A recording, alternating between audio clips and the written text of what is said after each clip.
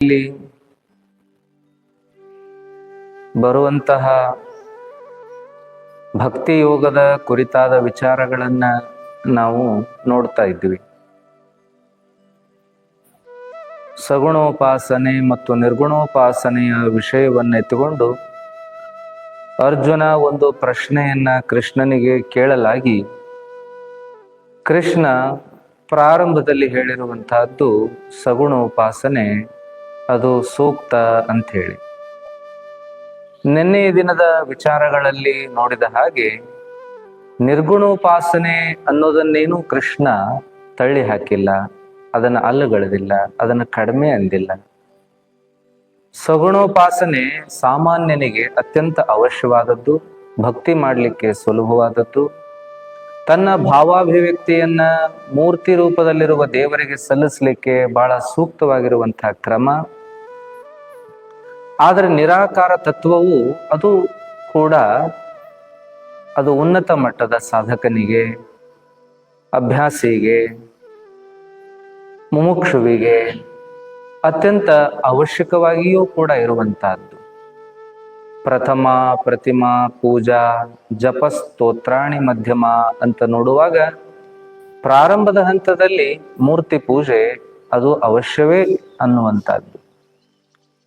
ಯಾವಾಗ ಭಕ್ತ ಆತ ಸಾಧನೆಯಲ್ಲಿ ಮುಂದುವರಿತಾನೋ, ದೇವರ ಧರ್ಮದ ನಿಜ ಸ್ವರೂಪವನ್ನ, ನಿಜ ಲಕ್ಷಣಗಳನ್ನ ತಿಳ್ಕೊಂಡು ಆಚರಿಸುವಂಥವನಾಗ್ತಾನೋ ಅಂಥವನಿಗೆ ನಿರಾಕಾರ ತತ್ವ ಅದು ಅರ್ಥವಾಗ್ತದೆ, ಅಳವಡ್ತದೆ, ಸಾಧನೆಗೆ ಸುಲಭವೂ ಕೂಡ ಆಗ್ತದೆ ಅನ್ನುವಂಥ ಮಾತನ್ನ ನಾವು ನೋಡ್ತಾ ಇದ್ವಿ.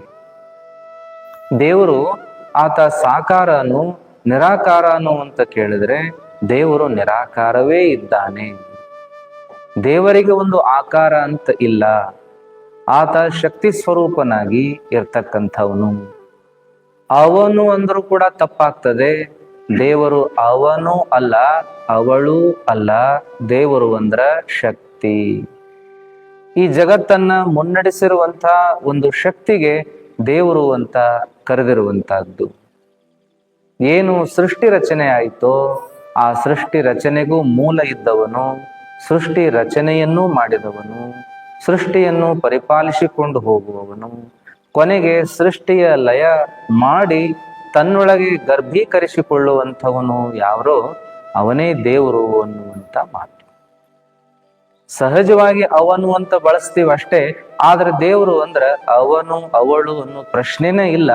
ಅವ ಒಂದು ಶಕ್ತಿ. ದೇವರು ಅಂದ್ರೆ ಒಂದು ಶಕ್ತಿ, ದೇವರು ಅಂದ್ರೆ ಒಂದು ಬೆಳಕು, ದೇವರು ಅಂದ್ರೆ ಒಂದು ತತ್ವ, ದೇವರು ಅಂದ್ರೆ ಅದು ಎಲ್ಲವನ್ನ ನಿರ್ವಹಿಸುವಂತ ಒಂದು ಮಹಾ ವ್ಯವಸ್ಥೆ ಅನ್ನುವಂಥದ್ದನ್ನ ನಾವು ತಿಳ್ಕೊಬೇಕಾಗ್ಯದ. ದೇವರನ್ನ ಮನುಷ್ಯರನ್ನಾಗಿ ನಾವು ಕಂಡ್ರೆ ದೇವತೆಗಳು ದೇವರನ್ನ ದೇವತೆಯಾಗಿ ಕಾಣ್ತಾರ, ರಾಕ್ಷಸರು ದೇವರನ್ನ ರಾಕ್ಷಸರ ಸ್ವರೂಪದಲ್ಲೇ ಕಾಣ್ತಾರ, ಪ್ರಾಣಿ ಪಕ್ಷಿಗಳು ತಮ್ಮ ಸ್ವರೂಪದಲ್ಲಿ ದೇವರನ್ನ ಕಾಣಬಹುದಲ್ಲ. ನಮ್ಮಂತೆ ನಾವು ದೇವರನ್ನ ನೋಡಿದ್ರೆ ಪ್ರಾಣಿ ಪಕ್ಷಿಗಳು, ರಾಕ್ಷಸರು, ದೇವತೆಗಳು ತಮ್ಮಂತೆ ನೋಡ್ಲಿಕ್ಕೂ ಕೂಡ ಸಾಧ್ಯದ. ನಾವು ಹೆಂಗದೀವೋ ಹಂಗ ದೇವರು.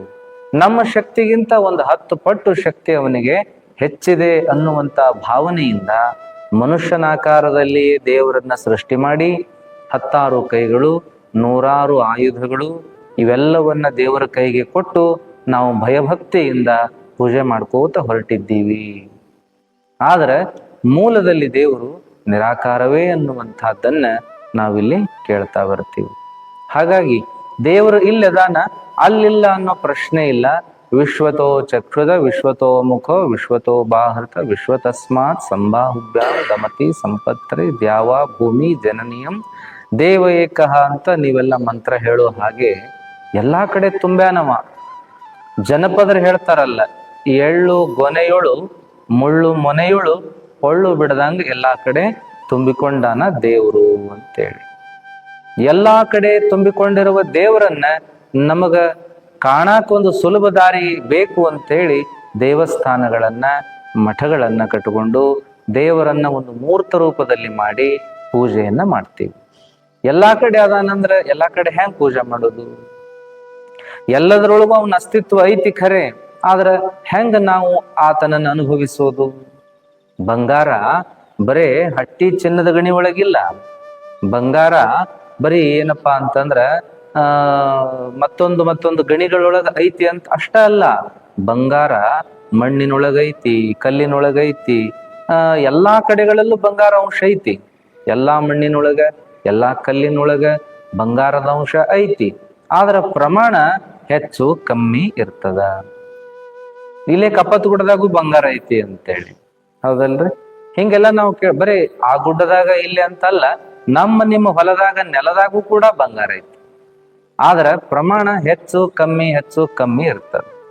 ಮುಂದೆ ಎಲ್ಲಾ ಕಡೆಗಳಲ್ಲಿ ಆ ಬಂಗಾರವನ್ನ ತೆಗಿಯಕ್ ಆಗೋದಿಲ್ಲ. ಯಾಕಂದ್ರ ಅದು ಪ್ರಮಾಣ ಜಾಸ್ತಿ ಇತ್ತು ಅಂದ್ರ ಅದನ್ನ ತೆಗಿಬಹುದೇ ವಿನಃ, ಕಡಿಮೆ ಪ್ರಮಾಣ ಇತ್ತು ಅಂತಂದ್ರ ಅದೇನು ಅಂತಾರಲ್ಲ, ಬಂಡಿ ಅನ್ನ ಉಂಡ್ರು ಗೆಂಡಿ ರಸ ಹೊಣ್ಲಿಲ್ಲ ಅಂತಾರಲ್ಲ, ಹಂಗಾದ್ರ ಖರ್ಚ ಬಹಳ, ಉತ್ಪನ್ನ ಇಲ್ಲ ಅದ್ರಾಗಂದ್ರ ಅದನ್ನ ಮಾಡಿಯೂ ವ್ಯರ್ಥ. ಅದಕ್ಕ ಎಲ್ಲಾ ಕಡೆ ಬಂಗಾರ ತೆಗಿಯೋ ಕೆಲಸ ಮಾಡಂಗಿಲ್ಲ.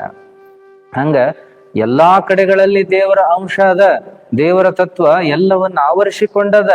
ಆದ್ರ ಎಲ್ಲಾ ಕಡೆಗಳಲ್ಲಿ ಕಾಣಕ್ ಬರುವುದಿಲ್ಲ.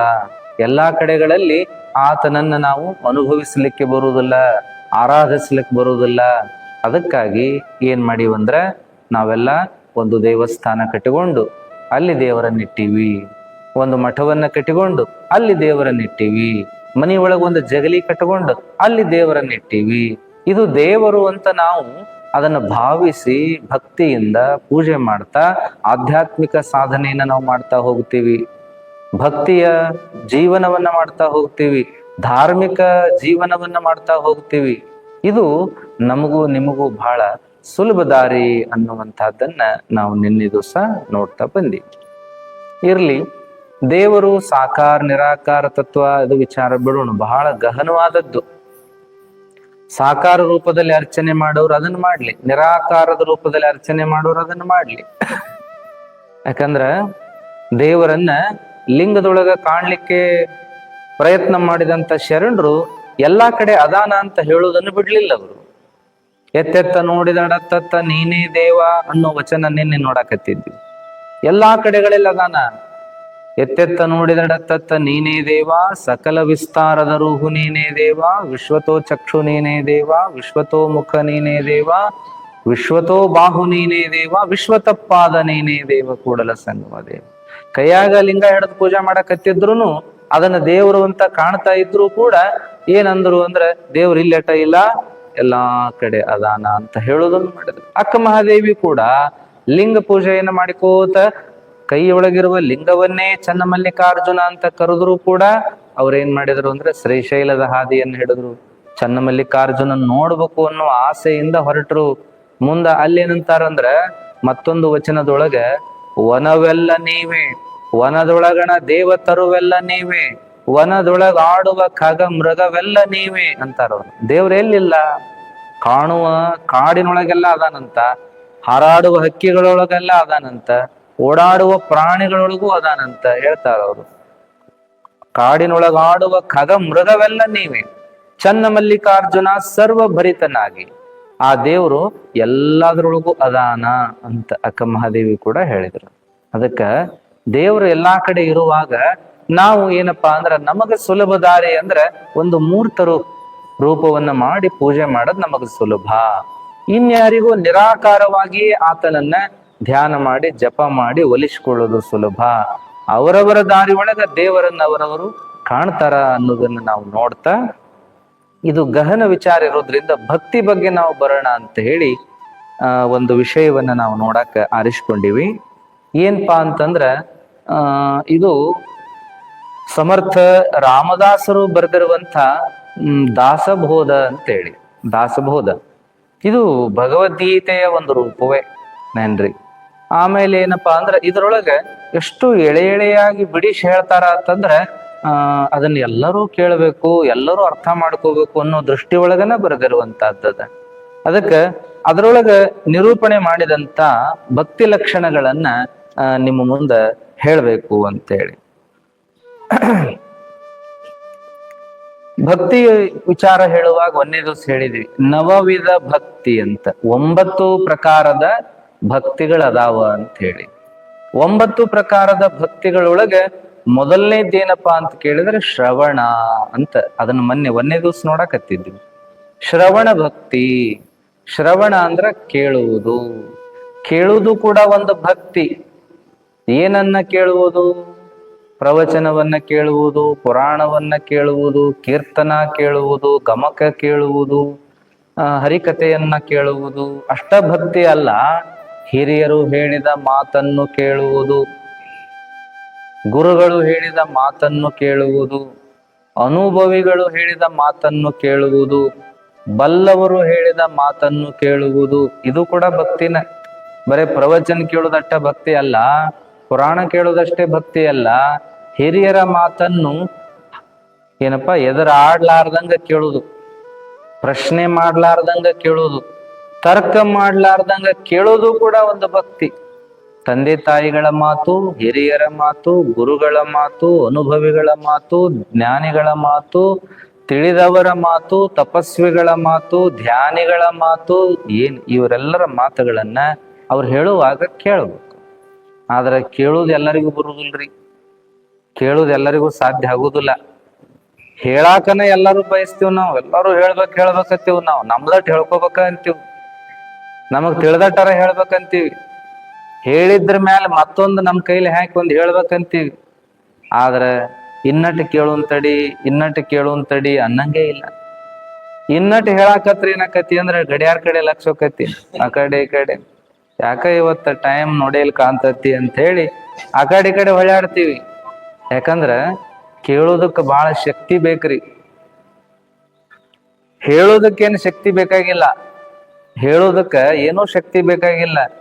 ಎಲ್ಲೋ ಕೇಳಿದ್ದು, ಎಲ್ಲೋ ಓದಿದ್ದು, ನಮಗೇನೋ ಅನಿಸಿದ್ದು ಎಲ್ಲ ಹೇಳ್ಕೊಂತ ಹೋಗ್ಬೋದು.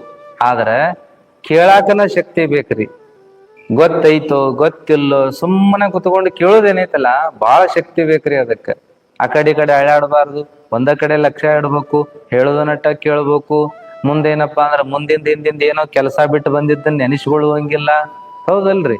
ಮತ್ತ ಅಲ್ಲಿ ನಮಗ್ ಬೇಕಾದ ವಿಷಯ ಐತೋ, ಬೇಡಾದ ವಿಷಯ ಐತೋ, ಮುಂದೆ ನಮಗ್ ತಿಳಿಯುವಂತ ವಿಷಯ ಐತೋ, ತಿಳಿಲಾರ್ದಂತ ವಿಷಯ ಐತೋ, ಸುಮ್ಮನೆ ಕುಂತ ಕೇಳೋದೈತಲ್ಲ, ಇದಕ್ಕ ಬಹಳ ಶಕ್ತಿ ಬೇಕ್ರಿ. ಎದಕ್ ಏನಂದಾರ? ಇದಕ್ಕ ಭಕ್ತಿ ಅಂದಾರ. ಅದಕ್ಕ ಇದನ್ ಭಕ್ತಿ ಅಂದಾರ. ನಿನಗ್ ಬೇಕೋ ಬೇಡೋ, ನಿನಗ್ ತಿಳಿತೈತೋ ತಿಳಿಯಂಗಿಲ್ಲೋ, ಅಥವಾ ನಿನಗ್ ಈಗಾಗಲೇ ಗೊತ್ತೈತೋ ಗೊತ್ತಿಲ್ಲೋ, ಹೇಳೋದನ್ನ ಸುಮ್ಮನೆ ಕೇಳೋದೇನೈತಲ್ಲ, ಇದು ಭಕ್ತಿ. ಇದಕ್ ಶಕ್ತಿ ಬೇಕಾಗ್ತದ್ರಿ. ನೋಡ್ರಿ ಬೇಕಾದ್ರೆ ಯಾರು ಕುಂತ ಕೇಳ್ತಾರಲ್ಲ, ನಿಜವಾದ ಶಕ್ತಿ ಅವ್ರಿಗೆ ಐತಂತನ ಅರ್ಥ. ಕುಂತ ಕೇಳೋ ಶಕ್ತಿ ಇದ್ದವ್ರು ಮಾತ್ರ ಬರ್ತಾರ್ರಿ, ಇಲ್ಲಿಕರು ಬರುದೇ ಇಲ್ಲ. ಇದಕ್ ಮೊದಲನೇ ಭಕ್ತಿ ಅಂದಾರ್ರಿ. ಕೇಳೋದ ಮೊದಲನೇ ಭಕ್ತಿ. ನಮಗ್ ಕೇಳಾಕ ಬರ್ಲಿಲ್ಲ ಅಂದ್ರ ಮುಂದೆ ಏನ್ ಭಕ್ತಿ ಮಾಡ್ತೀವ್ ನಾವು? ಎಟ್ಟು ತೊಳೆದ್ ಬಳದ್ ಪೂಜಾ ಮಾಡಿದ್ರೂ ಭಕ್ತಿ ಆಗೋದಿಲ್ಲ. ಯಾಕಂದ್ರೆ ಒಂದೇ ಹೆಜ್ಜೆನೇ ಇಟ್ಟಿಲ್ಲ ನಾವು. 9 ಭಕ್ತಿ ಒಳಗ ಮೊದಲನೇ ಭಕ್ತಿ ಯಾವ್ದಂದ್ರ ಕೇಳುವುದು. ತಂದೆ ತಾಯಿ ಮಾತು ಕೇಳಂಗಲ್ಲ, ಹಿರಿಯರ ಮಾತು ಕೇಳಂಗಲ್ಲ, ಗುರುಗಳ ಮಾತು ಕೇಳಂಗಲ್ಲ. ಅಂದ್ರ ಭಕ್ತಿ ಏನ್ ಮಾಡಿದಂಗ?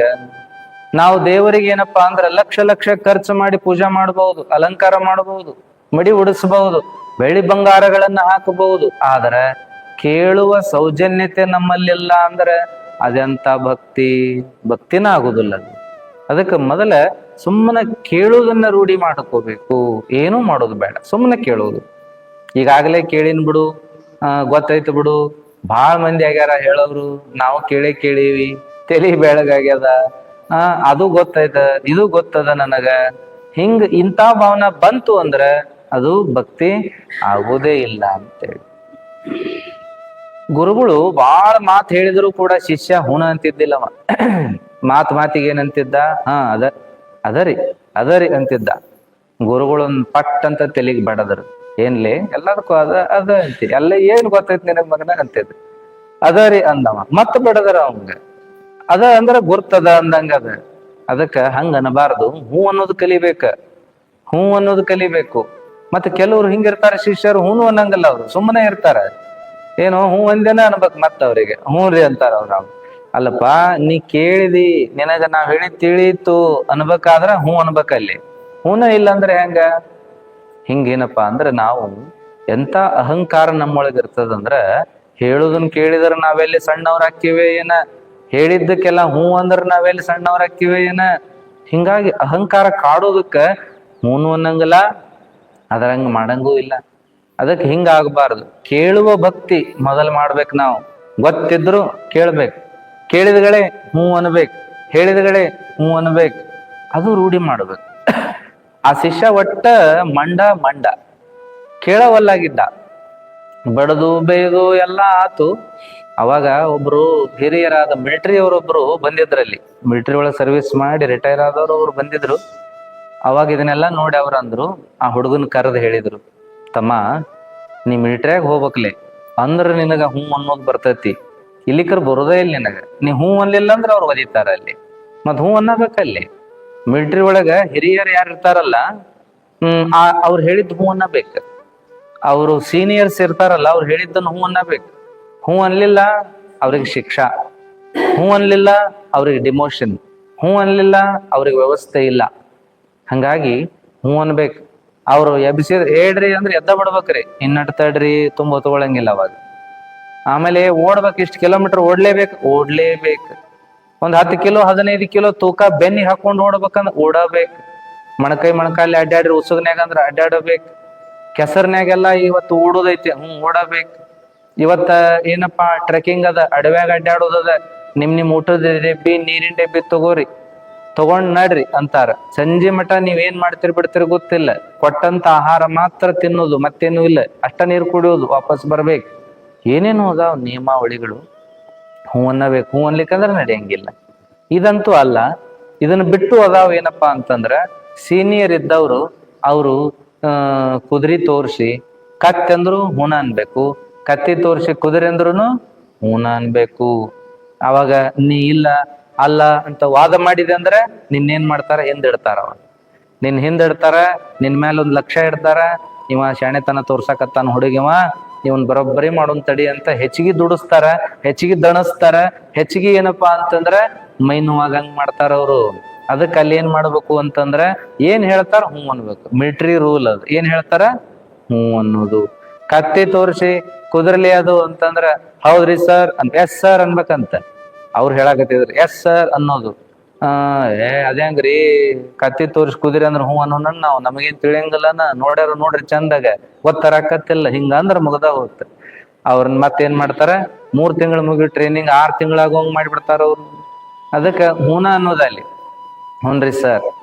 ಅಷ್ಟಕ್ಕೂ ತಡ್ಕೊಳಕ್ ಆಗ್ಲಿಲ್ಲ ಅಂದ್ರೆ, ಅವ್ರು ಹೇಳಿದ್ದೆಲ್ಲ ಹ್ಞೂ ಅನ್ನಕ್ ಆಗ್ಲಿಲ್ಲ, ಕತ್ತಿ ತೋರ್ಸಿ ಕುದ್ರಿ ಅಂತ ಹೇಳಿದ್ರ ಹ್ಞೂ ಅನ್ನಕ್ ಆಗ್ಲಿಲ್ಲ ಅಂದ್ರ ಏನ್ ಅನ್ಬೇಕಂತ ಕೆಲವ್ರ ಸ್ವಭಾವ ಇರ್ತೈತ್ರಿ, ತಡ್ಕೊಳಕ್ ಆಗಲ್ಲ.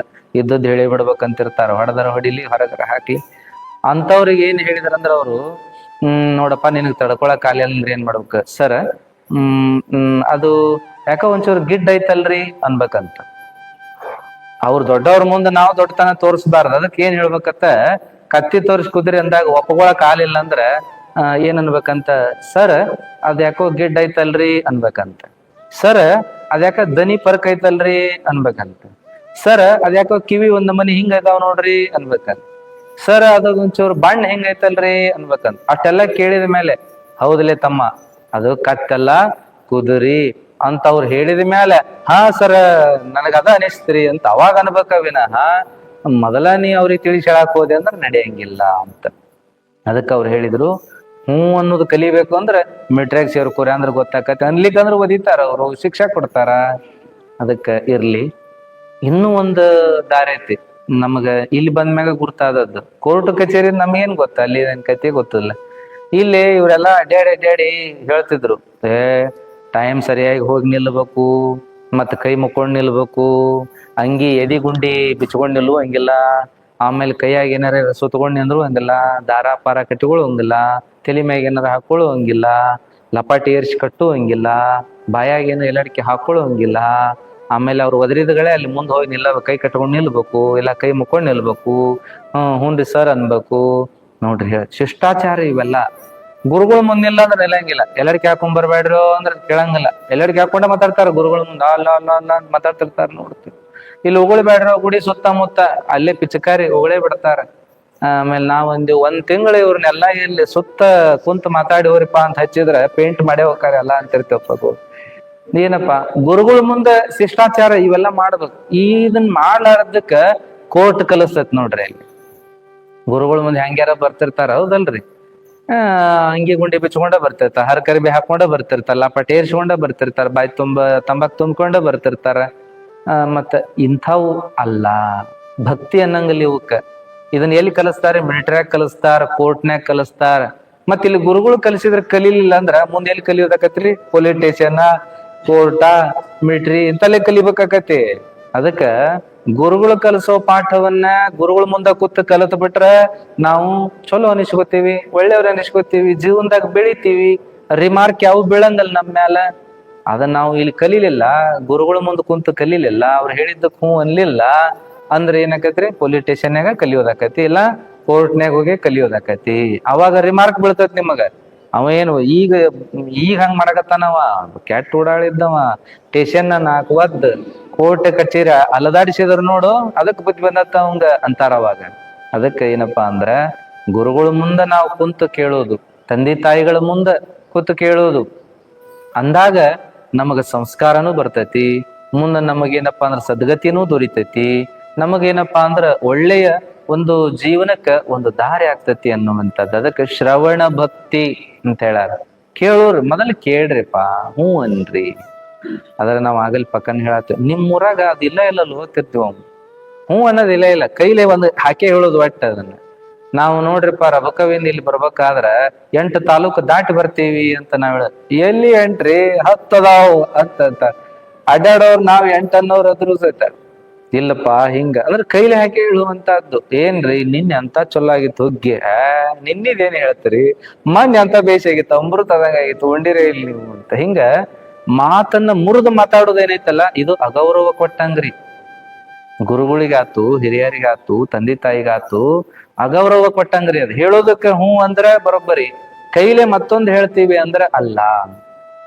ಇದನ್ನ ಕಲಿಬೇಕಾಗ್ಯದ ನಾವು, ಹ್ಞೂ ಅನ್ನೋದನ್ನ ಕಲಿಬೇಕಾಗ್ಯದ. ಅವ್ರು ಹೇಳೋದು ಒಂದು ತಪ್ಪು ಇರಬಹುದು, ಆದ್ರೆ ಹ್ಞೂ ಅಂದ್ರೆ ಏನ್ ಕಡಿಮೆ ಆಕತಿ ಅಂತ. ಅವರು ಹಿಂಗ ಏನೋ ಹೇಳೋದ್ರೊಳಗೆ ಒಂದ್ ತಪ್ಪು ಹೇಳಿದ್ರು ಕೂಡ ಉದ್ದೇಶ ಅವ್ರದ್ದು ಸರಿ ಇತ್ತು, ಹೇಳೋದ್ರೊಳಗೆ ಏನೋ ವ್ಯತ್ಯಾಸ ಆಗಿತ್ತು. ಹ್ಞೂ ಅಂದ್ರೆ ಏನಾಗುದದ? ಅವರಿಗೆ ನಾವು ತಿಳಿಸಿ ಹೇಳಕ್ ಹೋಗಿ ಅವರ ಪ್ರೀತಿಯನ್ನ, ಅವರ ಆಶೀರ್ವಾದವನ್ನ ನಾವು ಕಳ್ಕೊತೀವಲ್ಲ. ಅದಕ್ಕೆ ಹ್ಞೂ ಅನ್ನೋದನ್ನ ಕಲಿಬೇಕು ಅನ್ನುವಂತಹದ್ದು. ಅದಕ್ಕಾಗಿ ಶ್ರವಣ ಭಕ್ತಿ ಬಗ್ಗೆ ಎಷ್ಟು ಹೇಳಿದ್ರು ಕಡಿಮೆ ಅದರಿ. ನಾವು ಅವಾಗ ಅನ್ಕೊಂಡು ಭಗವದ್ಗೀತೆ ಬಗ್ಗೆ ಇಟ್ಕೊಳ್ಳೋ ಬದ್ಲಿ ನವವಿಧ ಭಕ್ತಿ ಇಟ್ಕೊಂಡ್ರೆ ಚಲೋ ಆಕಿತ್ತಲ್ಲ ಅಂತ ಅನಿಸ್ತು ನಮಗ. ಈ ಭಕ್ತಿ ಯೋಗ ಶುರು ಮಾಡಿದ ಮೇಲೆ ಬಹಳ ಚಂದ ಅದರಿ ಅದು. ಶ್ರವಣ ಭಕ್ತಿ ಅಂದ್ರೆ ಕೇಳುವುದು ನಮ್ಗೆಲ್ಲ ರೂಢಿ ಆಗ್ಬೇಕು. ಸುಮ್ಮನೆ ಕೇಳೋದು ರೂಢಿ ಆಗ್ಬೇಕು. ಕೇಳ್ತಾ ಕೇಳ್ತಾ ಕೇಳ್ತಾ ಎಂತ ಭಾವನಾ ಬರ್ತದಂದ್ರ ಸಮಾಧಾನ, ಶಾಂತಿ ಇವು ಬೆಳಿತಾವ್ರಿ. ಬೇಕಾದ್ರೆ ನೋಡ್ರಿ ಒಂದ್ ದಿವ್ಸ ಟ್ರೈ ಮಾಡಿ ನೋಡ್ರಿ, ಯಾರು ಏನೋ ಅನ್ನೋಂಗಿಲ್ಲ. ಅವ್ರೇನ್ ಹೇಳ್ತಾರ ಹ್ಞೂ ರೀ ಅನ್ರಿ, ಯೋಗ್ಯ ಅನ್ಸಿದ್ದ ಮಾಡ್ರಿ. ಆ ಮಾತು ಬೇರೆ, ಏನ್ರಿ ಎಲ್ಲದಕ್ಕೂ ಹ್ಞೂ ಅನ್ಕೋತ ಹೋಗೋದೈತೇನ್? ಅವ್ರು ಇದ್ದದ್ದು ಹೇಳ್ತಾರ, ಇಲ್ಲದ್ದು ಹೇಳ್ತಾರ, ಮಾಡ್ಬೇಕಾದ್ದು ಹೇಳ್ತಾರ, ಮಾಡ್ಬಾರ್ದು ಹೇಳ್ತಾರು, ತಮಗ್ ಬೇಕಾದ್ದು ಹೇಳ್ತಾರು, ನಮಗ್ ಬೇಕಾದ್ದು ಹೇಳ್ತಾರು, ಎಲ್ಲ ಹ್ಞೂ ಅನ್ನೋದೈತೇನ ಅಂತ ಅನ್ನೋದ್ರಿಂದ ಏನು ಕಳ್ಕೊಳ್ಳೋದು ಏನೈತೆ ಹೇಳ್ರಿ? ನಾವೇನ್ ಕಳ್ಕೊತೀವಿ? ಮನಿ ಒಳಗ ಒಂದು ಟ್ರೈ ಮಾಡ್ರಿ. ಯಾರು ಹೇಳಿದ್ರು ಆಯ್ತನ್ರಿ, ಆದ್ರೆ ಎಲ್ಲಾ ಮಾಡ್ಬೇಕಂತ ಏನಲ್ಲಲ್ಲ. ಮಗ ಬಂದ ಉಪ್ಪಿಟ್ಟು ಮಾಡಂದ, ಹಿರಿಯರ್ ಬಂದ್ರು ಅವಲಕ್ಕಿ ಮಾಡಂದ್ರು, ಇನ್ನೊಬ್ರು ಬಂದ್ರು ರಾಶಿ ಮಾಡಂದ್ರು, ಎಲ್ಲ ಮಾಡಕ್ಕಾಗತ್ತ? ನಿಮಗ ಆಗುದಿಲ್ಲ. ಏನೋ ಒಂದ್ ಮಾಡ್ತೀರಿ, ಆಗ್ಲಿ ಹೇಳಪ್ಪ ಮಾಡೋಣ ಮಾಡೋಣ ಅಂದ್ರಿಲ್ಲ, ತಪ್ಪೇನಾದೀತು ಅಂತ. ಅದಕ್ಕೇನಪ್ಪಾ, ನೀವು ಮಾಡೋದನ್ನ ಮಾಡ್ರಿ. ಇವತ್ ಇದನ್ ಮಾಡಿವೆ, ನಾಳೆ ಅದನ್ನ ಮಾಡೋಣ ಅಂದ್ಬಿಟ್ರೆ ಎಷ್ಟು ಖುಷಿ ಆಗ್ತದ ಅವ್ರಿಗೆ. ಅದ್ರ ಬದಲಾಗಿ ನೀವು ಅವರ ಮಾತನ್ನ ತಿರಸ್ಕರಿಸಿದ್ರಿ ಅಂದ್ರೆ ಅವ್ರಿಗೆ ನೋವಾಯ್ತು. ಕಿರಿಯರ ಮಾತನ್ನ ತಿರಸ್ಕರಿಸಿದ್ರೆ ಅವರಿಗೆ ನೋವು, ಹಿರಿಯರ ಮಾತನ್ನ ತಿರಸ್ಕರಿಸಿದ್ರೆ ಅವರಿಗೆ ನೋವು. ಅವರ ಪ್ರೀತಿ, ಅವರ ಸ್ನೇಹ, ಅವರ ಆಶೀರ್ವಾದ, ಅವರ ಅಂತಃಕರಣ ನಿಮಗಾಗುದಿಲ್ಲ. ಅದಕ್ಕಾಗಿ ಹ್ಞೂ ಅನ್ನೋದು ಬಹಳ ದೊಡ್ಡದು. ಹ್ಞೂ ಅಂದ್ರ ಸ್ವರ್ಗನ ಅಂತ್ರಿ. ಹ್ಞೂ ಅಂದ್ರ ಸ್ವರ್ಗ, ಹ್ಞೂ ಅಂದ್ರ ನರಕ ಅಂತ. ಹ್ಞೂ ಅನ್ನೋದು ಕಲೀರಿ, ಸ್ವರ್ಗ ಬೇಕಾ? ಹ್ಞೂ ಅನ್ನೋದು ಕಲೀರಿ ಅಂತೇಳಿ. ಅದಕ್ಕ ಶ್ರವಣ ಭಕ್ತಿ ಏನ್ ಹೇಳ್ತದ ಅಂದ್ರ ಹ್ಞೂ ಅನ್ರಿ, ಕೇಳೋದನ್ ಕಲೀರಿ, ಏನೋ ಹೇಳಿ. ಇದ್ರಾಗ ರಾಮದಾಸರ ಬಾಳ ಚಂದ ಎಳಿ ಎಳಿ ಎಳಿ ಮಾಡಿ ಹೇಳ್ತಾರ್ರಿ. ಗಣನಾಥನಿಗೆ ಜಯವಾಗಲಿ, ಸಮರ್ಥನಿರುವೆ ಸಕಲ ವಿದ್ಯೆ ವೈಭವಗಳಲ್ಲಿ, ಅಧ್ಯಾತ್ಮ ವಿದ್ಯೆಯ ಪ್ರಾಣ ಪರಮಾರ್ಥ ಹೇಳು ಶಕ್ತಿ ನೀಡು.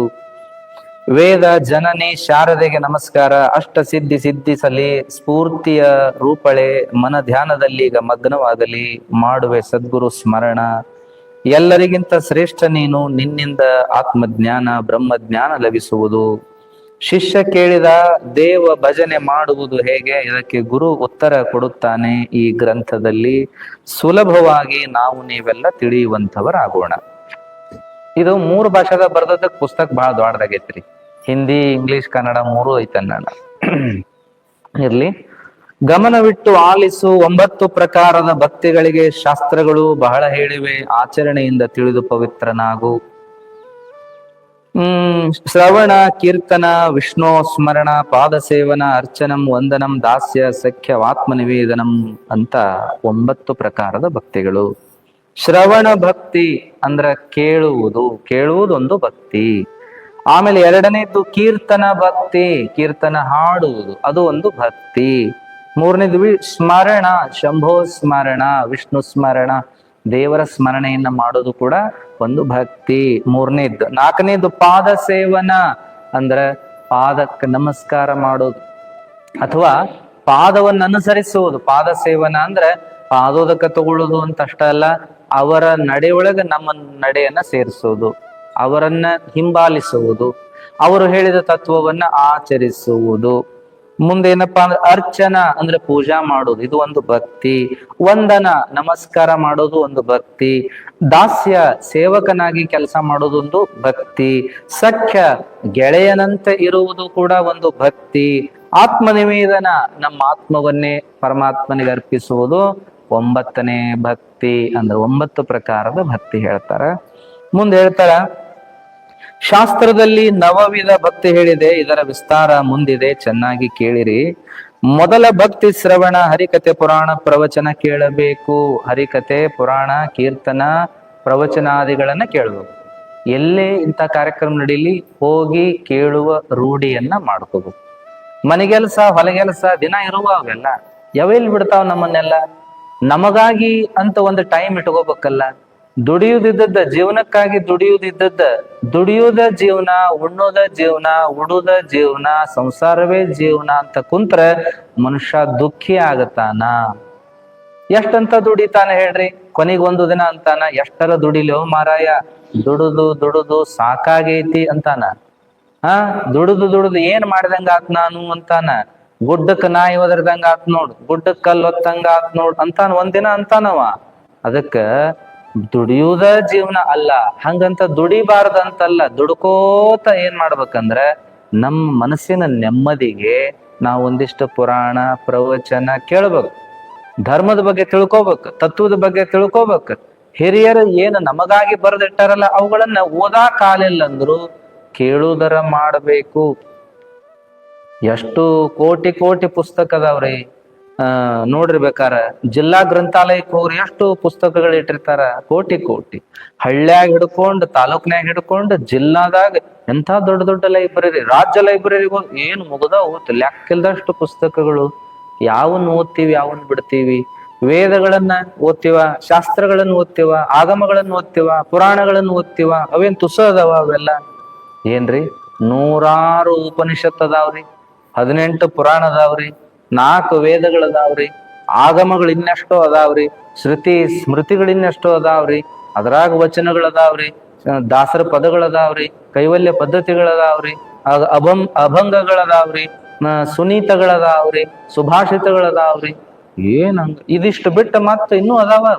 ಬರೆಯೋರಾಗ ಬರ್ಕೋತಾನ ಹೊಂಟಾರ. ಜಗದಾದಿಯಿಂದ ಹಿಡ್ಕೊಂಡು ಇಲ್ಲಿವರೆಗೂ ಎಷ್ಟು ಗ್ರಂಥಗಳದಾವ. ನಿಮಗ್ ಓದಾಕ್ ಹಾಕದ? ಆಗೋದೇ ಇಲ್ಲ. ಒಂದು ಜನ್ಮ ಸಾಲೋದಲ್ಲಿ ಓದಾಕ ಅಷ್ಟು ಗ್ರಂಥಗಳದಾವ. ನಾವು 1 ಓದ್ತೀವ? ಓದಂಗೆ ಇಲ್ಲ, ಓದುವ ರೂಢಿ ಇಲ್ಲ. ಏನೋ ಬೈದು ಬಡ್ದು ಸಾಲಿ ಕಳಿಸ್ಯಾರಂತ ಅಲ್ಲಿ 4 ಪುಸ್ತಕ ಓದ್ತೀವಿ. ಒಟ್ಟ ಸಮಾಜ, ವಿಜ್ಞಾನ, ಗಣಿತ, ಇಂಗ್ಲಿಷು ಇವನ್ 4 ಓದ್ತೀವಿ. ಈಗ ಏನ್ ಓದಿದ್ರಪ್ಪ ನೀವು ಹೈಸ್ಕೂಲ್ನಾಗ ಅಂದ್ರೆ ಈ ಬುರ್ಬಶ್ ಈಗೇನು ಬರೋದಲ್ಲ, ತಲೆಯಾಗೇನೋ ಇರೋದಿಲ್ಲ, 1 ಅಕ್ಷರ ಇರುವುದಿಲ್ಲ. ಹೌದಲ್ರಿ? ಅದಕ್ಕೆ ಹಿಂಗಲ್ಲ, ಸಾಲಿ ಓದೋದ್ ರೀತಿ ಬೇರೆ. ಆದ್ರ ಧರ್ಮ, ತತ್ವ, ನೀತಿ, ವಿಚಾರಗಳನ್ನ ಒಳಗೊಂಡ ಗ್ರಂಥಗಳನ್ನ ಓದೋದೈತಲ್ಲ, ನಮ್ ಜೀವನಕ್ಕೆ ಅವು ಬಹಳ ಸಹಾಯ ಮಾಡ್ತಾವ. ಶಾಲ್ಯಾಗ ಕಲ್ತದ್ದು ನಮ್ ಜೀವನಕ್ಕೆ ಉಪಯೋಗ ಆಗಂಗೆ ಇಲ್ರಿ. ಅದು ಹೈಸ್ಕೂಲ್ನಾಗ ಕಲ್ತದ್ದು, ಕಾಲೇಜ್ನಾಗ ಕಲ್ತದ್ದು ಎಷ್ಟು ಉಪಯೋಗ ಮಾಡ್ತೀವಿ ನಾವೆಲ್ಲ. ಅದನ್ನ ಉಪಯೋಗ ಎಳ್ಳಷ್ಟು ಉಪಯೋಗ ಆಗೋದಿಲ್ಲ. ಆದ್ರೆ ಉದ್ಯೋಗಕ್ಕೆ ಅನುಕೂಲ ಅಷ್ಟನ್ನ. ಪರ್ಸೆಂಟೇಜ್ ಮಾಡಿದಿವಿ, ಪರ್ಸೆಂಟೇಜ್ ಆಧಾರದ ಮೇಲೆ ಉದ್ಯೋಗ ಸಿಗುತ್ತು. ಹೌದಲ್ರಿ? ಅಷ್ಟ ಬಿಟ್ರೆ ಇನ್ನೆದಕ್ಕೆ ಬಂತು? ಇನ್ನೇನು ಬರದು. ಓದುದ ಬ್ಯಾರೆ, ನಾವ್ ಮಾಡೋ ಉದ್ಯೋಗನ ಬ್ಯಾರ್ರಿ ಅಜ್ಜರ್ ಅಂತ ಇರ್ತಾರ. ಇಂಜಿನಿಯರಿಂಗ್ ಕಲ್ತ್ ಹೋಗಿರ್ತಾರ, ಅಲ್ಲಿ ಇಂಜಿನಿಯರ್ ಆಗಿರ್ತಾರ ಒಂದೊಂದ್ ಕಂಪ್ನ್ಯಾಗ ಅಂತಾರ ಅವರು. ಅಜ್ಜರ್ ನಾವ್ ಕಲ್ತದ ಬೇರೆ, ಇಲ್ಲಿ ಕಲಿಯೋದ ಬೇರೆ, ಇಲ್ಲಿ ಮಾಡೋದು ಕಲ್ಕೋತನ ಮಾಡುದ್ರಿ ಇಲ್ಲೆಲ್ಲ ಅಂತ ಇರ್ತಾರ. ಮುಂದ ಮಾಸ್ತರ್ಗಳು ಅವ್ರು ಕಲ್ತದ್ದ ಬೇರೆ, ಈಗ ಹುಡುಗರಿಗೆ ಕಲ್ಸೋದ ಬೇರೆ, ನಾವು ಕಲ್ತದ್ದ ಬೇರೆ, ನಾವು ನಿಮಗ್ ಕಲ್ಸೋದ, ಹಿಂಗ ಹೇಗಿರ್ತದ್ರಿ. ಅದಕ್ಕ ಕಲ್ತದ್ದೆಲ್ಲವೂ ನಮ್ ಜೀವನಕ್ಕೆ ಉಪಯೋಗ ಆಗಂಗಿಲ್ಲ, ಆದ್ರ ಓದಿದ್ದೆಲ್ಲ ಜೀವನಕ್ಕೆ ಉಪಯೋಗ ಆಗ್ತದ. ಧರ್ಮ, ತತ್ವ, ನೀತಿ, ಶಾಸ್ತ್ರಗಳನ್ನು ಓದ್ರಿ ನಿಮ್ ಜೀವನಕ್ಕೆ ಹೆಲ್ಪ್ ಆಕತಿ, ಬಹಳ ಸಹಾಯ ಮಾಡ್ತತಿ. ಅದಕ್ಕ ಓದಾಕ ಆಗೋದಲ್ಪ ನಮಗ. ಬುಕ್ ಹಿಡಿದ್ವಿ ಅಂದ್ರೆ ನಿದ್ದೆ ಬರ್ತದ. ನಮಗ್ ಓದು ರೂಢಿನ ಇಲ್ಲ, ನಮಗ್ ಓದಿದ್ದ ತಲ್ಯಾಗ ಉಳಿಯಂಗಿಲ್ಲ ಅಂತ ಹಿಂಗ ಅನ್ನೋರು ಏನ್ ಬಹಳ ಜನ ಅದಾರ ಹಿಂಗ ಅನ್ನೋರು. ಓದು ರೂಢಿ ಇಲ್ಲ, ಓದಾಕ ಆಗೋದಿಲ್ಲ, ಬುಕ್ ಹಿಡಿದ್ರೆ ನಿದ್ದೆ ಬರ್ತದ, ಅದೊಂದ್ ಇಲ್ಲ ನಮಗ್ ರೂಢಿ, ಹಿಂಗ ಅನ್ನೋಂಥವ್ರ ಏನಪ್ಪಾ ಅಂದ್ರೆ ಪ್ರವಚನ ಕೇಳ್ಬೇಕು. ಒಂದು ಪುಸ್ತಕ ಓದ್ಬೇಕಂದ್ರೆ ಕೆಲವ್ರಿಗೆ 4 ದಿನ ಬೇಕು, ಕೆಲವ್ರಿಗೆ ವಾರ ಬೇಕು, ಕೆಲವ್ರಿಗೆ ತಿಂಗಳು ಬೇಕು. ಆದ್ರೆ ಒಂದು ಪ್ರವಚನ ಕೇಳಿಬಿಟ್ರೆ ಒಂದು ತಾಸಿನಾಗ ಒಂದು ಬುಕ್ಕ ಓದ್ದಂಗ, ನೀವೆಲ್ಲ ಒಂದು ತಾಸಿನಾಗ ಒಂದು ಬುಕ್ಕ ತಿಳ್ಕೊಂಡಂಗ. ಅದಕ್ಕೆ ಕೇಳೋದು ಬಹಳ ಸುಲಭ. ಅದಕ್ಕೆ ಕೇಳ್ರಿ ಕೇಳ್ರಿ ಕೇಳ್ರಿ ಅನ್ನುವಂತಹದ್ದು ಇಲ್ಲಿ ಹೇಳ್ತಾರ. ಪುರಾಣ ಪ್ರವಚನಗಳನ್ನು ಕೇಳಿರಿ, ಕರ್ಮ, ಉಪಾಸನ, ಜ್ಞಾನ, ಸಿದ್ಧಾಂತ, ಯೋಗ, ವೈರಾಗ್ಯ ಮಾರ್ಗವನ್ನು ಕೇಳಿರಿ, ವ್ರತ, ತೀರ್ಥ, ದಾನದ ಮಹಿಮೆಯನ್ನು ಕೇಳಿರಿ, ಪುಣ್ಯ ಸ್ನಾನ, ಮಂತ್ರ ಸಾಧನ, ತಪ, ಪುನಶ್ಚರಣ ಇವುಗಳನ್ನು ಕೇಳಿರಿ. ಹಾಲು ಕುಡಿದು ಇರುವರು, ನಿರಾಹಾರಿಗಳು, ಫಲಹಾರಿಗಳು, ತೊಪ್ಪಲ ಹುಲ್ಲು ತಿಂದು ಹೇಗೆ ಬಾಳಿದರೆಂಬುದನ್ನು ಕೇಳಿರಿ. ಬಿಸಿಲು, ನೀರು, ತಂಪು ಗಿಡದ ಟೊಂಗೆಗಳಲ್ಲಿದ್ದು ಹೇಗೆ ಸಾಧನೆ ಮಾಡಿದರೆಂಬುದ ಕೇಳಿರಿ. ಜಪ, ತಪ, ತಾಮಸ, ಯೋಗಿ, ನಿಗ್ರಹ, ಹಠಯೋಗಿ, ಶಾಕ್ತೇಯ, ಅಘೋರಿ, ವಾಮ ಮಾರ್ಗಿಗಳು ಹೇಗೆ ಇದ್ದರೆಂಬುದ ಕೇಳಿರಿ.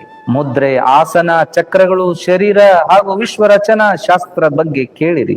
ಪಿಂಡಗಳ ರಚನೆ, ಭೂಗೋಳ ರಚನೆ, ಸೃಷ್ಟಿ ರಚನೆ ಬಗ್ಗೆ ಕೇಳಿರಿ.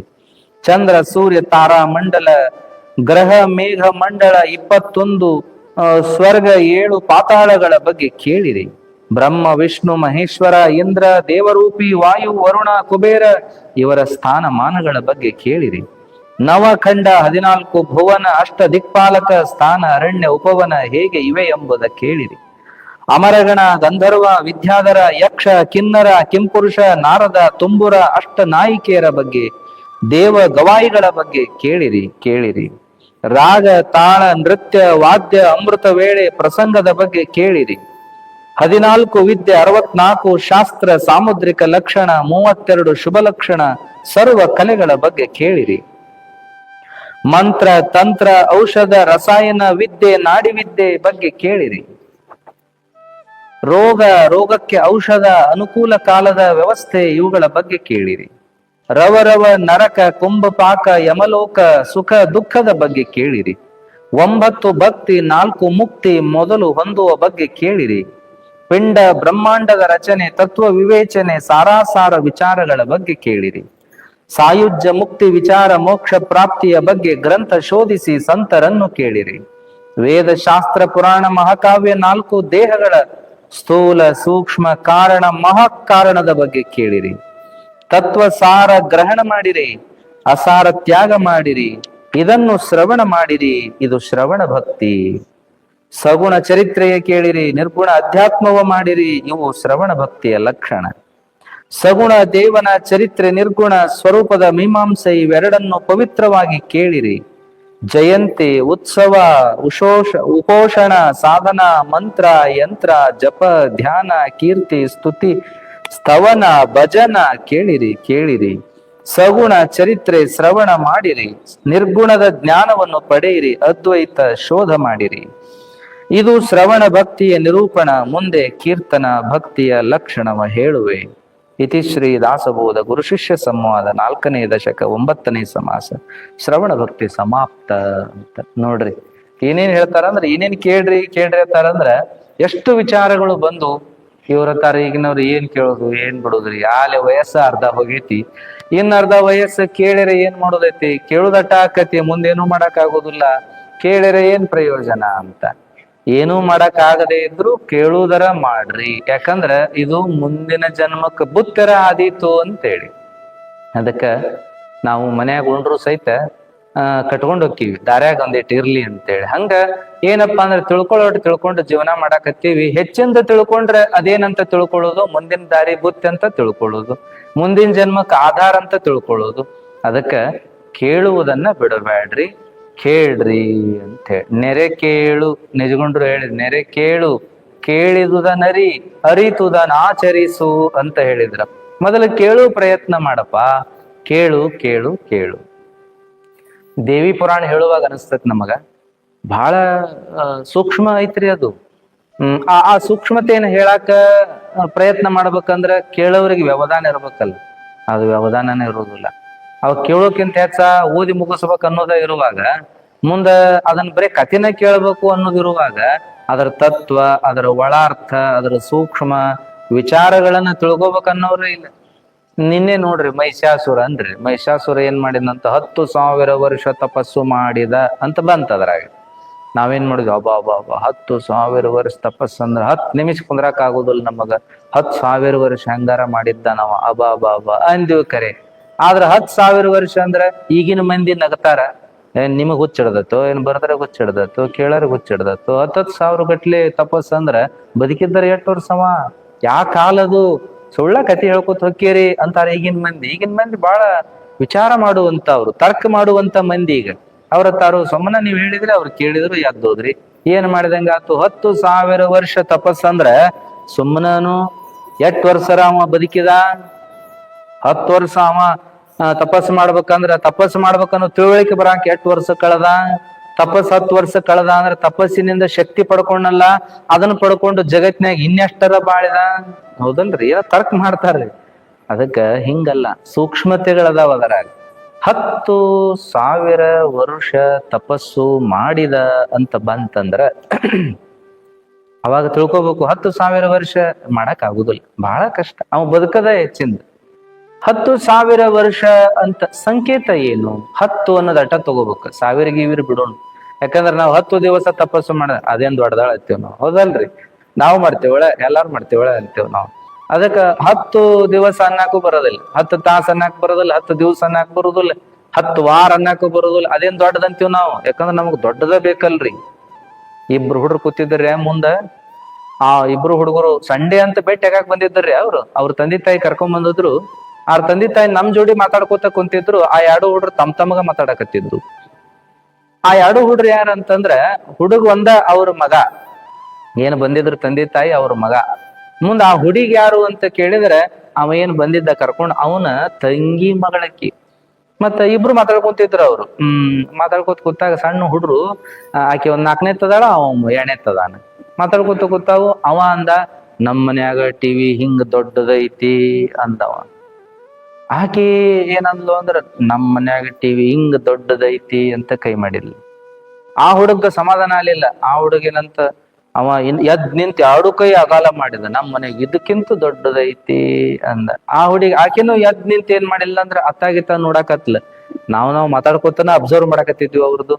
ಆ ಹುಡುಗಿ ಏನಂದ್ಲ, ಈ ಕಿಡಿಕಿ ಐತಲ್ಲ, ಈ ಕಿಡಿಕಿ ಎಷ್ಟು ದೊಡ್ಡದೈತಿ ಅಂದಳಕಿ. ಆ ಹುಡುಗು ಒಟ್ಟಟ್ಟ ಸಮಾಧಾನ ಇಲ್ಲ. ಅವ ಅಂದ, ಈ ಬಾಕ್ಲ ಎಟ್ಟ ಐತಲ್ಲ ಅಷ್ಟು ದೊಡ್ಡದೈತಿ ನಮ್ ಮನ್ಯಾಗ ಅಂದ. ಈ ಕಡೆ ಈ ಹುಡುಗಿಗೆ ಅಕ್ಕಿಗೂ ಸಮಾಧಾನ ಇಲ್ಲ. ಈ ಗ್ವಾಡ್ ಎಟ್ಟ ಐತಲ್ಲ ಇಷ್ಟು ದೊಡ್ಡದೈತಿ ನಮ್ ಮನ್ಯಾಗ ಟಿವಿ ಅಂದಳಕಿ. ಆ ಹುಡುಗ ಒಟ್ಟಟ್ಟು ಸಮಾಧಾನ ಇಲ್ಲ. ಅವ ಏನಂದ್ರೆ ಎಲ್ಲಾ ಕಡೆ ಹೊಳ್ಯಾಡಿ ನೋಡಿ, ಇದ್ ಎಟ್ಟೈತಲ್ಲ ಇಷ್ಟು ದೊಡ್ಡದ ಟಿವಿ ಐತಿ ನಮ್ ಮನ್ಯಾಗ ಅಂದ. ಅಷ್ಟೊತ್ತಿಗೆ ನಮಗ್ ನಗಿ ತಡಕ್ ಆಗ್ಲಿಲ್ಲ, ನಾವೆಲ್ಲರೂ ನಗಾಕತ್ತೀವಿ. ಆ ಹುಡ್ರು ಮಾತು ಮುಗಿಸಿದ್ವು ಹೋಗಿ. ಇದು ಬರೀ ಹುಡುಗರ ಕತಿ ಅಲ್ರಿ ಇದು. ನೀವೇನ್ ಮಾಡ್ತೀವಿ ಅಂದ್ರೆ ಒಟ್ಟು ಹೆಚ್ಚಿಂದ ಹೇಳಕ್ ಹೋಗ್ತೀವಿ. ಯಾರೋ ಹೇಳ್ಯಾರ ಅಂದ್ರೆ ಅಕ್ಕಿಂತ ಒಟ್ಟು ಹೆಚ್ಚಿಂದ ಹೇಳೋದು ನಾವು. ಅಂದ್ರೆ ನಾವು ಕಮ್ಮಿ ಆಗಂಗಿಲ್ಲ, ಗೊತ್ತಿಲ್ಲ ಅನಿಸ್ಕೊಳಂಗಿಲ್ಲ, ನಾವು ಕೈಲಿ ಹಾಕಿ ಹೇಳಕ್ ಹೋಗ್ತೀವಿ, ಹೆಚ್ಚಿಂದ ಮಾಡಕ್ ಹೋಗ್ತೀವಿ. ಹಿಂಗಲ್ಲ, ಕೇಳ್ಬೇಕಷ್ಟ. ಗೊತ್ತಿದ್ರು ಕೇಳ್ರಿ, ಗೊತ್ತಿಲ್ಲಂದ್ರು ಕೇಳ್ರಿ. ಸುಳ್ಳೆ ಹೇಳಕ್ಕೂ ಹೋಗ್ಬೇಡ್ರಿ, ಅತಿಶಯ ಹೇಳಕ್ಕೂ ಹೋಗ್ಬೇಡ್ರಿ. ಮತ್ತ ದೊಡ್ಡವ್ರು ಹೇಳಾಕತ್ತಾರಂದ್ರ ಅವ್ರನ್ನು ದಾಟಿ ಮತ್ತೊಂದು ಮಾತು ಹೇಳಕ್ ಹೋಗ್ಬೇಡ್ರಿ. ಹೂ ಅಂದ್ ಬಿಟ್ರ ಮುಗಿದೋತಲ್ಲ. ಹಾಗಾಗಿ ಹೂ ಅನ್ನೋದ್ರಿಂದ ದೊಡ್ಡ ಲಾಭ ಐತಿ. ಮನ್ಯಾಗ ಹೂ ಅನ್ನೋದ್ರಿಂದ ಮನಿ ಸ್ವರ್ಗ ಆಕೈತ್ರಿ. ಮತ್ತ ಮಠಮಾನ್ಯದಾಗ ಹೂ ಅನ್ನೋದ್ರಿಂದ ಗುರುಗಳ ಪ್ರೀತಿ ಅಂತಃಕರಣ ನಿಮಗ್ ಸಿಗತೈತಿ. ಊರಾಗೆಲ್ಲ ಹೂ ಅನ್ನೋದ್ರಿಂದ ನಿಮಗೇನ್ ಸಿಗತೈತಿ, ಊರವರ ಪ್ರೀತಿ ಅನುಕಂಪ ಸಿಗತೈತಿ. ಅದಕ್ಕ ಹೂ ಅನ್ನೋದು ಬಾಳ ಚಲೋ. ಗೊತ್ತೈತಿ ಅಂತ ತೋರಿಸ್ಕೋಬಾರ್ದು, ಗೊತ್ತೈತಿ ಬಿಡುವಂತ ಕೇಳುದು ಬಿಡಬಾರ್ದು. ಕೇಳುವ ಭಕ್ತಿ ಅಂತ ಬಂದಾಗ ಸುಮ್ಮನೆ ಕೇಳುವುದು, ಶಾಂತವಾಗಿ ಕೇಳುವುದು, ಕೇಳಿದ್ದನ್ನೆಲ್ಲ ಮನಸ್ಸಿನಾಗ ಇಟ್ಕೊಳ್ಳೋದು, ಯಾವ್ಯಾವುದನ್ನ ಆಚರಣೆ ಮಾಡಕ್ ಬರ್ತದೋ ಅದನ್ನಷ್ಟು ಆಚರಣೆ ಮಾಡುವುದು, ಇನ್ನು ಉಳಿದುದಿರ್ಲಿ ಹೇಳೋದು ಮತ್ತೊಮ್ಮೆ ಸಂದರ್ಭ ಬಂದಾಗ ಉಪಯೋಗ ಆದೀತು ಅಂತ. ಈ ಜನ್ಮಕ್ಕಲ್ಲಾದ್ರೂ ಇನ್ನೊಂದು ಜನ್ಮಕ್ಕಾದ್ರೂ ಕೇಳಿದ್ದು ಉಪಯೋಗಕ್ಕೆ ಬರ್ತದ ಅನ್ನುವಂತ ಭಾವನೆಯನ್ನು ಇಟ್ಟುಕೊಂಡು ಕೇಳುವ ಭಕ್ತಿ ಮೊದಲನೇದ್ದು ಅಂತ ನೋಡ್ತಾ, ಇನ್ನು ಎರಡನೇದಾದ ಭಕ್ತಿಯನ್ನ ಮತ್ತೆ ನಾಳೆ ದಿವಸ